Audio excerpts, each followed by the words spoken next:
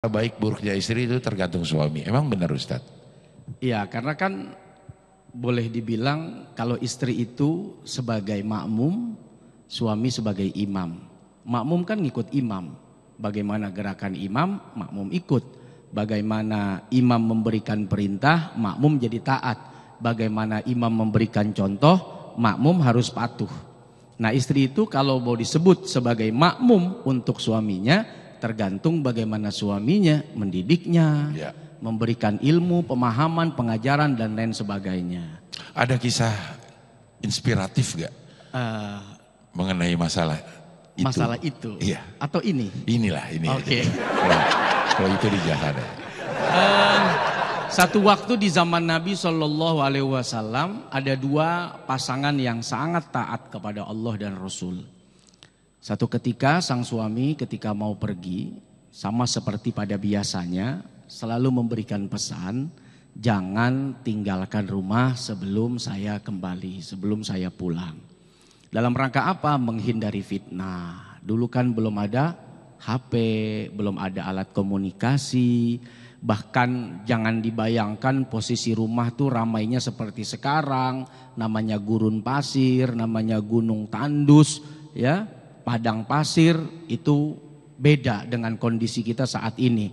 Tingkat kecemasan, tingkat kewaswasan, tingkat keamanan, tingkat bahaya tentu pasti saat itu jauh lebih mengkhawatirkan.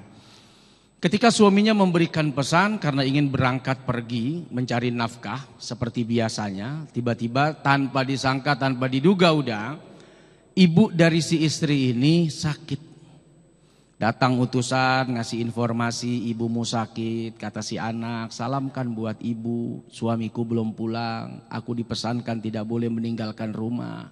Sampai beberapa hari datang lagi utusan, ibu sudah mulai parah sakitnya, cobalah ditengok agar kamu nanti tidak menyesal, tidak bisa melihat ibu di waktu hidup.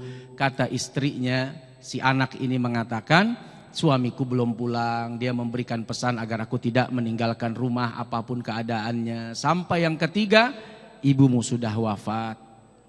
Bolehlah kau tengok terakhir kali wajahnya. Sambil meneteskan air mata, bagaimana aku bisa meninggalkan rumah. Sementara suamiku sampai sekarang belum juga kembali ke rumah ini. Dapatlah cerita ini sampai kepada Nabi SAW. Nabi tersenyum, Nabi tidak marah.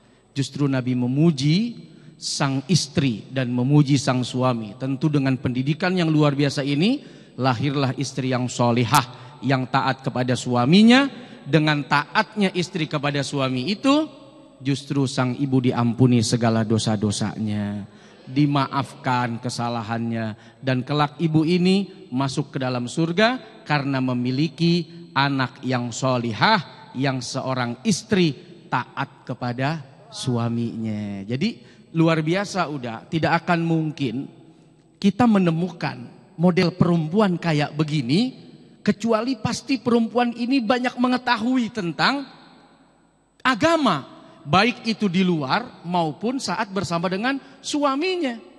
Lihatlah zaman sekarang, tercurhat lagi. Gak apa-apa, keluarin aja, keluarin. Mumpung kita di Cibinong nih, ayo. Jauh dari Jakarta. Iya.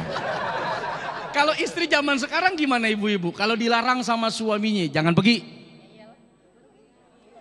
Ngapa? Lu aja boleh, masuk gua kagak. Amit-amitnya lu jadi laki. Pokoknya jangan kemana-mana. Ngapa lu? Mau selingkuh lu? Nggak bolehin gua pergi. Lu takut gua kuntitin? Takut gue intelin, takut gue ikutin. Loh. Emang gitu ya? Kagak. Oh. Ini contoh ya ibu-ibu ya. Ibu-ibu kalau dilarang kira-kira bagaimana bu? Ngambek. Yang benar. Jangan pergi. Di rumah aja. Apa kata ibu? Di rumah aja dia masuk. Katanya. Ngambek gak tapi nabok kata dia.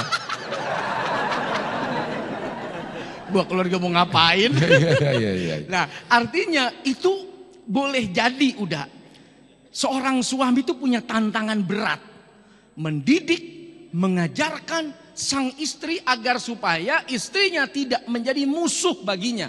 Baik di dunia atau di akhirat nanti saat istrinya menuntut. Saya begini karena engkau tak pernah mengajarkan saya begini bikin dosa karena engkau tak pernah mendidik saya begini karena engkau tidak mau memberikan kesempatan saya belajar dan lain sebagainya.